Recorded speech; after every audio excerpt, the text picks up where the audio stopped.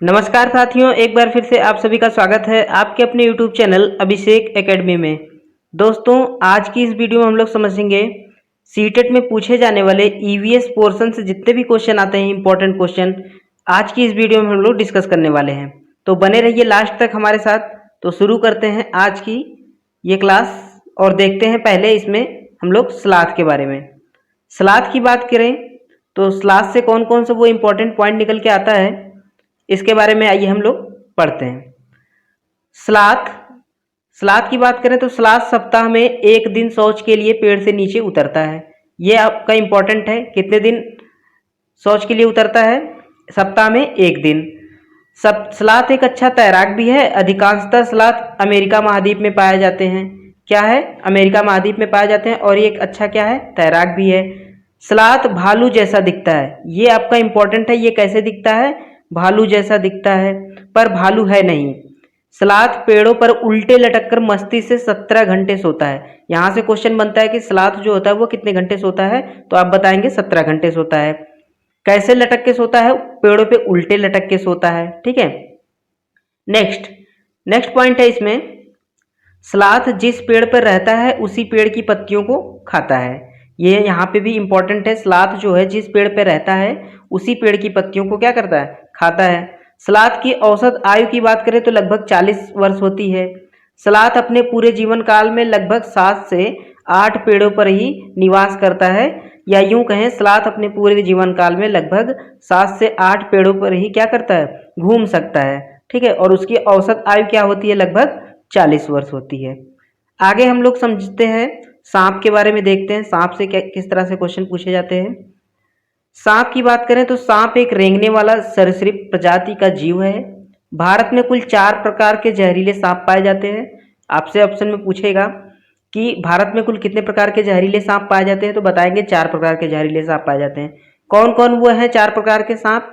तो पहला आपका है नाग या किंग कोबरा, दूसरा करैत, फिर आता है अफाई, फिर लास्ट में है दुबैया या दुमही। अगला है इसमें, सांप के 2 विषैले दांत होते हैं। ठीक है, जिनके माध्यम से सांप विष या जहर को किसी जीव या अन्य जीवों में प्रवेश कराता है। कितने विषैले दांत होते हैं? 2।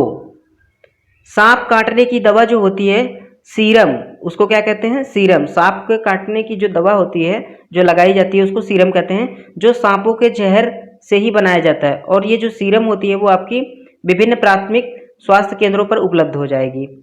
सांपों के दांत होते हैं लेकिन वह अपने भोजन या शिकार को सीधा निगल कर करता है। तो सांपों के दांत तो होते हैं लेकिन वो अपने भोजन या शिकार को कैसे करता है? सीधे ही निगल के करता है, निगल जाता है उसको।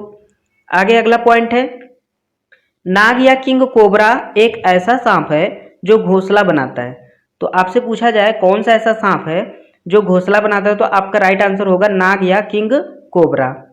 सांपों को किसान का मित्र भी कहा जाता है। पिछली बार सीटेट में आया हुआ क्वेश्चन है ये। सांपों को किसान का मित्र कहा जाता है। ठीक है, किसान का मित्र केचुआ भी होता है और सांप भी होते हैं। विश्व का सबसे लंबा जीव अजगर है। ठीक है, विश्व का सबसे लंबा जीव क्या है? अजगर है।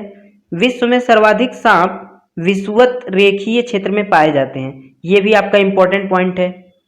आगे, हांगकांग के लोग सांपों के मांस को खाते हैं, जिन्हें हम क्या कहते हैं? लिंग हु फेन कहते हैं। सांपों के मांस से बना हुआ भोजन जो है वो कहाँ बनता है? हांगकांग में बनता है। और उस भोजन को क्या कहते हैं? लिंग हु फेन कहते हैं। याद रखिएगा। सांप के कान नहीं होते लेकिन वह ध्वनि को कंपन को महसूस कर सकता है। क्या सांप के कान होते हैं? नहीं होता, लेकिन वो जो ध्वनि होती है, जो साउंड होता है, उसके कंपन को महसूस कर सकता है। सपेरा जब बीन बजाता है तो बीन से निकली ध्वनि की कंपन के अनुसार सांप क्या करते हैं? अनुक्रिया करते हैं। आगे आपसे अगर कुछ क्वेश्चन मैं पूछूं कि कौन सा जानवर 17 घंटे सोता है, तो अभी आपने ऊपर ही पढ़ा स्लॉथ। कौन सा जानवर 17 घंटे सोता है? स्लॉथ। सांप ध्वनि को कैसे महसूस करता है? राइट आंसर होगा कंपन से। सांप अपना भोजन कैसे खाता है? निगल कर खाता है। स्लॉथ ज़्यादा पाए जाते हैं कहाँ पे? अमेरिकन महाद्वीप में। नेक्स्ट है आपका बाघ से रिलेटेड। बाघ से रिलेटेड कौन कौन से क्वेश्चन आते हैं उसके बारे में हम लोग समझते हैं। बाघ की बात करें तो बाघ भारत का राष्ट्रीय पशु है। ठीक है, पहला ही पॉइंट हो गया। आगे देखते हैं इसमें, भारत में सर्वाधिक बाघ वो कहाँ पाए जाते हैं? आपका राइट आंसर होगा मध्य प्रदेश में। इसलिए मध्य प्रदेश को टाइगर स्टेट भी कहा जाता है। मध्य प्रदेश को क्या कहा जाता है? टाइगर स्टेट इसलिए कहा जाता है क्योंकि वहाँ पे बाघ जो होते हैं सबसे ज़्यादा पाए जाते हैं। बाघ के शरीर पर काली और पीली धारियाँ पाई जाती हैं। बाघ के शरीर पर कैसी धारियाँ होती हैं? काली व पीली। बाघ या वन्य जीवों के अलग अलग रंग वालों के कारण से होता है। बाघ जलवायु या वातावरण से नहीं। ठीक है, बाघ का जो अलग अलग रंग है उसके बालों के कारण से होता है। उसके जो बालों के कारण बाघों पे, जानवरों पे क्या होती है? डिजाइन। आपसे क्वेश्चन पूछा जाएगा जानवरों के शरीर पे जो डिजाइन बनी होती है वो किस कारण से होती है? बालों के कारण से होती है, ना कि जलवायु या वातावरण से होती है। ठीक है, इंपॉर्टेंट है यहाँ पे। आगे, बाघ समूह में रहते हैं और एक समूह में लगभग 10 से 12 बाघ रहते हैं। कितने रहते हैं? 10 से 12 बाघ रहते हैं। बाघ के समूह का नेतृत्व बाघिन करती है। कौन करता है? बाघिन करती है। बाघ का नर बच्चा 3 से 4 वर्ष की उम्र में अपने समूह को छोड़ देता है। कितने साल का बच्चा? 3 से 4 वर्ष की उम्र में वो क्या कर देता है? अपने समूह को, ग्रुप को छोड़ देता है। बाघ का जन्म के समय बच्चे का वजन 2 से 2.5 किलो का होता है, यानी 2.5 किलोग्राम का वो होता है। बाघ अपने इलाके का निर्धारण मूत्र के द्वारा करता है। ये भी इंपॉर्टेंट पॉइंट है। बाघ जो होता है अपने इलाके का निर्धारण किसके द्वारा करता है? तो वो मूत्र के द्वारा करता है। जैसे ही कोई बाघ दूसरे के इलाके के पास पहुंचता है, वह तुरंत पहचान जाता है कि उसके इलाके में दूसरा बाघ आया हुआ है। ठीक है, और वो या ये भी समझ जाता है कि वो किसी दूसरे इलाके में आ गया है। तो वो कैसे, बाघ जो होते हैं अपने इलाकों का निर्धारण कैसे करते हैं? तो मूत्र के द्वारा करते हैं। ठीक है, इसी तरह से अगला क्वेश्चन आपका है, बाघ अंधेरे में भी मनुष्य से 6 गुना अधिक देख सकता है। पिछली बार सीटेट में आया हुआ क्वेश्चन है ये कि बाघ जो होता है या ऐसा कौन सा जानवर है जो हमसे 6 गुना अधिक देख सकता है? तो राइट आंसर आपका हो जाएगा बाघ हो जाएगा। बाघ अंधेरे में भी अपनी मूंछों के माध्यम से रास्ता बना लेता है। रास्ता ढूंढने में उसकी कौन मदद करती हैं? तो बाघ की मूंछें मदद करती हैं। बाघ जंगल में पत्तियों की सरसराहट या हिलने के कारण को दूर से ही क्या कर जाता है? पहचान जाता है कि पत्तियों में हिलने या सरसराहट किसी जीव के आने के कारण हुई है या हवा के कारण हुई है। तो ये कौन बताता है? तो बाघ के जो कान होते हैं वो पहचान लेते हैं कि ये जो कोई आवाज़ आई है वो किसी जानवर के कारण से आवाज़ आई है या पत्तियों के हिलने के कारण से आई है। बाघ ऐसा इसलिए कर पाता है क्योंकि बाघ के कान कई दिशाओं या चारों दिशाओं में क्या कर सकते हैं? घूम सकते हैं। तो पूछा जाएगा ऐसा जानवर कौन सा है जिससे कान जो होते हैं वो चारों दिशाओं में घूम पाते हैं? तो बाघ के कान जो होते हैं वो चारों दिशाओं में क्या कर लेते हैं? घूम जाते हैं, और वो अपने शिकार को या पत्तियों को जो सरसराहट हिलने की आवाज़ आती है वो समझ पाता है कि ये पत्ती के हिलने के कारण आवाज़ आई है या किसी जीव के कारण से आवाज़ आई है। ये उसको आभास हो जाता है। आगे देखते हैं हम लोग, बाघ की दहाड़ जो है वो कितने किलोमीटर दूर तक सुनाई देती है? तो ये भी इंपॉर्टेंट क्वेश्चन है। बाघ की जो दहाड़ होती है वो 3 किलोमीटर दूर तक सुनाई देती है। बाघों की आबादी तेजी से घट रही है। इसका मुख्य कारण बाघों का अवैध शिकार एवं प्राकृतिक आवास का विनाश है। अवैध शिकार इसकी खाल के कारण से हो रहा है। ये अवैध शिकार जो हो रहा है बाघों से क्या निकाला जाता है? बाघों से इसकी खाल के कारण ही बाघों को मारा जाता है। बाघों के संरक्षण के लिए भारत सरकार द्वारा वर्ष 1973 में टाइगर प्रोजेक्ट, कौन सा project? Tiger project Jim Corbett national park Uttarakhand में शुरू किया गया। या फिर आपसे यहाँ से क्वेश्चन इस तरह से भी पूछा जा सकता है, जिम कॉर्बेट नेशनल पार्क कहाँ पे स्थित है? तो बताएंगे उत्तराखंड में। या टाइगर प्रोजेक्ट कब स्टार्ट किया गया था? तो 1973 में शुरू किया गया था। ठीक है, आगे हम लोग देखते हैं, शेर के बारे में समझते हैं। शेर की बात की जाए तो शेर जो होता है वो भूरे रंग का होता है। किस कलर का होता है? भूरे रंग का होता है। जंगल का राजा शेर को कहा जाता है। जंगल का राजा कौन होता है? शेर होता है। भारत में सर्वाधिक शेर गिर राष्ट्रीय उद्यान कहाँ पे है? वो गुजरात में है, वहाँ पे पाए जाते हैं। तो गिर राष्ट्रीय उद्यान कहाँ पे है? गुजरात में है, और सबसे ज़्यादा वहाँ पे क्या पाए जाते हैं? शेर पाए जाते हैं। ठीक है, अभी आपने ऊपर पढ़ा था कि ये टाइगर प्रोजेक्ट किसके लिए था? बाघों के लिए था। और ये जिम कॉर्बेट नेशनल पार्क कहाँ पे था? उत्तराखंड में था। और गिर राष्ट्रीय उद्यान कहाँ पे है? गुजरात में है। शेर जो होते हैं वो समूह में रहते हैं। शेरों के एक समूह में 10 से 12 शेर, शेरनी व बच्चे रहते हैं। समूह का नेतृत्व कौन करता है? शेरनी करती है। शेर भी अपने इलाके का निर्धारण कैसे करेगा? मूत्र के द्वारा ही करता है। अभी आपने ऊपर पढ़ा, बाघ जो होता है वो भी अपने इलाके का निर्धारण किस तरह से करता है? मूत्र के माध्यम से ही करता है। शेर को भी अंधेरों में देखने की शक्ति मनुष्य से 6 गुना अधिक होती है। तो आपने देखा अभी तक शेर और बाघ की जो देखने की क्षमता है वो मनुष्य से क्या है? 6 गुना ज़्यादा है। आगे हम लोग समझते हैं मकड़ी के बारे में। मकड़ी जो है, मकड़ी आर्थ्रोपोडा संघ का जीव है।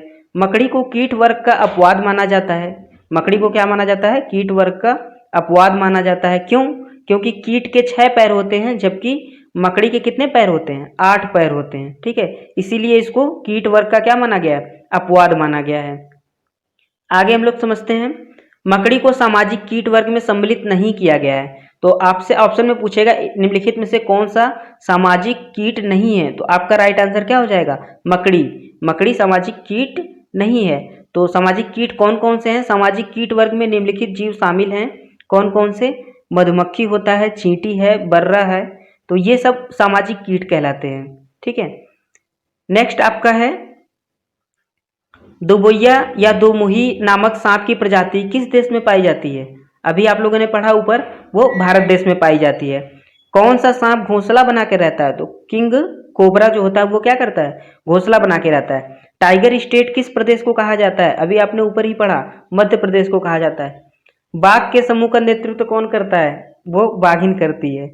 बाघ अंधेरे में मनुष्य की तुलना में कितना अधिक देख सकता है? तो आपका राइट आंसर होगा 6 गुना अधिक देख सकता है। ठीक है, आगे देखते हैं, हम लोग समझते हैं, बढ़ते हैं नेक्स्ट क्वेश्चन की तरफ। भारत में सर्वाधिक शेर किस राष्ट्रीय उद्यान में पाए जाते हैं? गिर राष्ट्रीय उद्यान में पाए जाते हैं। कहाँ पे पाए जाते हैं? गिर राष्ट्रीय उद्यान में। और गिर राष्ट्रीय उद्यान कहाँ पे है? आप लोग कमेंट बॉक्स में कमेंट करके बताइएगा। मकड़ी के पैरों की संख्या कितनी होती है? तो 8 होती है। क्या होती है? 8। क्या मकड़ी को सामाजिक जीव माना जाता है या नहीं माना जाता? अभी मैंने ऊपर ही बताया आपको। मकड़ी किस संघ का जीव है? तो राइट आंसर होगा आर्थ्रोपोडा। बायोडीजल किस पौधे से बना होता है? जेट्रोफा। किस पौधे से बना होता है? जेट्रोफा। आगे हम लोग समझते हैं रेशम का कीड़ा। रेशम कीट पालन को सेरीकल्चर भी कहा जाता है। रेशम कीट पालन को क्या कहते हैं? सेरीकल्चर। आपसे डायरेक्ट क्वेश्चन यहीं से पूछा जाएगा, रेशम कीट पालन को क्या कहते हैं? सेरीकल्चर। रेशम के कीड़ों को शहतूत के पेड़ों पर पाला जाता है। ये भी इंपॉर्टेंट है, रेशम के कीड़ों को कहाँ पाला जाता है? शहतूत के पेड़ों पे पाला जाता है। भारत में सर्वाधिक रेशम कीट का पालन कहाँ पे होता है? तो भारत में सर्वाधिक रेशम कीट का पालन जम्मू और कश्मीर, लद्दाख, आंध्र प्रदेश और असम राज्य में होता है। नर रेशम कीट अपनी मादा को कई किलोमीटर दूर भी उसकी गंध से उसको पहचान लेता है। तो पूछा जाएगा कौन सा ऐसा कीट है जो मात्र अपनी मादा को, या कहें कि कौन सा ऐसा कीट है जो अपनी मादा को उसकी गंध से पहचान लेता है? तो वो है आपका रेशम कीट। पोचमपल्ली एवं कलमकारी आंध्र प्रदेश में प्रचलित रेशमी साड़ी है। पोचमपल्ली और कलमकारी क्या है, कहाँ पे है प्रचलित साड़ी? आंध्र प्रदेश में है। आगे मधुमक्खी की बात करते हैं। मधुमक्खी पालन को एपीकल्चर कहा जाता है। क्या कहा जाता है? एपीकल्चर। और सेरीकल्चर किसको कहा जाता है? रेशम कीट पालन को क्या कहा जाता है? सेरीकल्चर। अभी आपने ऊपर ही पढ़ा था। ठीक है, आगे समझते हैं हम लोग। सर्वाधिक मधुमक्खी पालन लीची के पेड़ पर उपयुक्त होता है। लीची के पेड़ पे क्या होता है? सबसे ज़्यादा मधुमक्खी पालन होता है। भारत में सर्वाधिक मधुमक्खी पालन कहाँ पे होता है? तो बिहार में, झारखंड में, जम्मू और कश्मीर में, हिमाचल प्रदेश में किया जाता है। मधुमक्खी एक सामाजिक कीट है। मधुमक्खी क्या है? एक सामाजिक कीट है। कौन सा ऐसा कीट है जो सामाजिक कीट नहीं है? आप लोग कमेंट बॉक्स में कमेंट करिएगा। यह कॉलोनी में, ये बस्ती में रहता है। कौन? मधुमक्खी जो होती है वो कॉलोनी या बस्तियों में रहती है। मधुमक्खी पालन उस क्षेत्र में अच्छा माना जाता है जहाँ पे फूल, पत्तियाँ एवं पेड़ पौधे अधिक होते हैं। ठीक है, क्यों? क्योंकि जो मधुमक्खी होती है वो क्या, किस पेड़ पे मधुमक्खी पालन सबसे ज़्यादा उपयुक्त माना जाता है? तो आपने ऊपर ही पढ़ा यहाँ पे, लीची के पेड़ पे। ठीक है, आगे देखते हैं, समझते हैं। मधुमक्खी पालन के लिए सर्वाधिक उपयुक्त महीना कौन सा होता है? तो आपसे क्वेश्चन में पूछा जाता है मधुमक्खी पालन के लिए सबसे उपयुक्त महीना कौन सा है? तो बताएंगे अक्टूबर से दिसंबर जो होता है, अक्टूबर से दिसंबर का जो महीना होता है वो मधुमक्खी पालन के लिए सबसे ज़्यादा अच्छा माना जाता है। मधुमक्खी के एक स्वस्थ छत्ते से लगभग 12 किलोग्राम शहद प्राप्त किया जा सकता है। ये भी इम्पोर्टेंट है। मधुमक्खी का अगर एक स्वस्थ छत्ता रहेगा तो लगभग कितने किलोग्राम आपको शहद मिल जाएगी? 12 किलोग्राम। मधुमक्खी के छत्ते में एक रानी मक्खी, कुछ राजा व श्रमिक मक्खियाँ होती हैं। ये इम्पोर्टेंट है। मधुमक्खी के छत्ते में कौन कौन होता है? एक रानी मक्खी होती है, कुछ राजा होते हैं एवं कुछ श्रमिक मक्खियाँ भी होती हैं। आगे समझते हैं मधुमक्खियाँ अपने साथियों को भोजन की सूचना किस प्रकार से प्रदान करती हैं?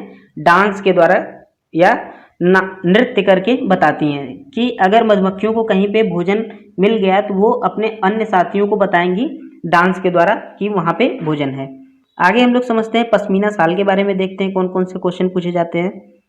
तो जो पश्मीना शाल है, पश्मीना बकरी को लद्दाख केंद्र शासित प्रदेश में पाला जाता है। लद्दाख क्या है? एक केंद्र शासित प्रदेश है और वहाँ पे पश्मीना बकरी पाई जाती है। पश्मीना बकरी को चांगपा जनजाति के लोग पालते हैं। किस जनजाति के लोग पालते हैं? चांगपा जनजाति के लोग पालते हैं। पश्मीना बकरी 5000 मीटर या कहें 5 किलोमीटर की ऊंचाई पर रह सकती है। जो पश्मीना बकरी है 5000 मीटर की ऊंचाई या 5 किलोमीटर की ऊंचाई पे क्या कर सकती है? रह सकती है। पश्मीना बकरी -10 डिग्री सेल्सियस तापमान पर भी रहकर जीवन यापन कर सकती है। ये इंपॉर्टेंट है पश्मीना बकरी के बारे में। पश्मीना बकरी के बाल मनुष्य के बाल से 6 गुना पतले होते हैं। ये भी इंपॉर्टेंट है, पिछली बार आया हुआ क्वेश्चन है। पश्मीना बकरी के बाल जो होते हैं वो मनुष्य के बाल से कितने गुना पतले होते हैं? तो 6 गुना पतले होते हैं। आगे देखते हैं हम लोग, पश्मीना बकरी के शाल या स्वेटर साधारण स्वेटर की तुलना में 6 गुना ज़्यादा गर्म होते हैं।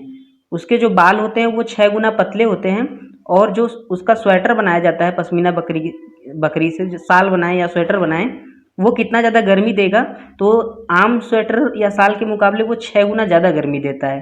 ठीक है, ये इंपॉर्टेंट पॉइंट है, आपको याद रखना है। पश्मीना के शाल या स्वेटर बनाने में कितने घंटे का समय लगता है? तो बताएंगे कि 250 घंटे का समय लगता है, इंपॉर्टेंट है। पश्मीना बकरी को जिस स्थान पर पाला जाता है उसे क्या कहते हैं? तो पश्मीना बकरी को जिस स्थान पर पाला जाता है उसे हम लेखा कहते हैं। क्या कहते हैं? लेखा। चांगपा जनजाति के लोग जिन घरों में रहते हैं उसे हम रेबो कहते हैं। क्या कहते हैं? रेबो। और ये पश्मीना बकरी को किस जनजाति के लोग पालते हैं? तो चांगपा जनजाति के लोग। कौन से? चांगपा। ठीक, यहाँ पे आपने पढ़ा कि पश्मीना बकरी को चांगपा जनजाति के लोग पालते हैं और ये जनजाति के लोग जहाँ पे रहेंगे, जिस घर में रहेंगे, उस घर को क्या कहेंगे? रेबो कहेंगे। ठीक है, आगे देखते हैं, समझते हैं गिलहरी के बारे में। गिलहरी एक स्तनधारी जीव है। गिलहरी क्या है? स्तनधारी जीव है। गिलहरी सदैव कुछ ना कुछ कुतरती रहती है। आपने देखा भी होगा, गिलहरी जो होती है हमेशा कुछ ना कुछ क्या करती रहती है? कुतरती रहती है। क्यों ऐसा करती है वो? ताकि उसके दांत ना बढ़ें। ऐसे जीव जिनके शरीर पर बाल और कान पाए जाते हैं वे बच्चे देते हैं। ये इंपॉर्टेंट है। ऐसा जानवर जिसके शरीर पर बाल पाया जाए या ऐसा जीव जिसके शरीर पर बाल पाया जाए और क्या हो, साथ ही साथ उसके कान बाहर की तरफ दिखाई दें, उसको क्या कहते हैं? वो बच्चे देते हैं, अर्थात स्तनधारी होते हैं। बाल भी पाया जाए और कान जो हो बाहर की तरफ से दिखाई दे, उसको हम लोग कहेंगे स्तनधारी है। जैसे स्तनधारी में अगर बात करें हम लोग, जैसे गाय ले लिया, क्या ले लिया? गाय।